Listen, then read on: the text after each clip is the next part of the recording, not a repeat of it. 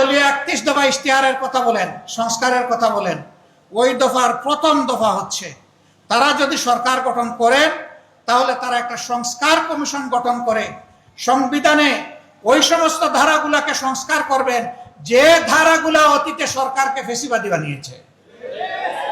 আমরা এখন যখন সংস্কারের কথা বলি, সরকারি দল তখন বলে সংবিধানে তো কোনো সংস্কারের কথা নেই। তো সংবিধানে যদি সংস্কারের কথা নাই, তাহলে সেদিন আপনাদের 31 দফায় আপনারা লিখেছিলেন কিভাবে? যদি নাই তাইলে আপনারা গণভোট চাইলেন কেন?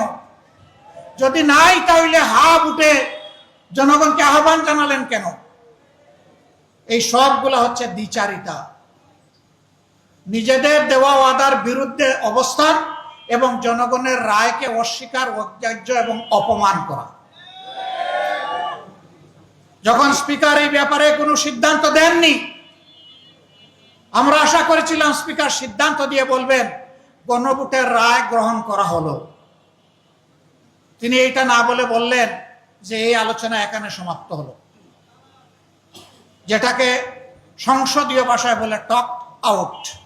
আলোচনা হয়েছে, ফেলে দেওয়া হয়েছে, এখন আর নাই। আমরা মর্মাহত হয়েছি, জাতি কষ্ট পেয়েছে। আমরা তখন জাতিকে কথা দিয়েছি, যেমন ইলেকশনের আগে আপনাদেরকে বলেছিলাম আমরা নির্বাচিত হয়ে সরকার গঠন করলে, আমরা বিজয়ী হলে আপনারা গণভোটে যে রায় দিবেন সেটা আমরা বাস্তবায়ন করব।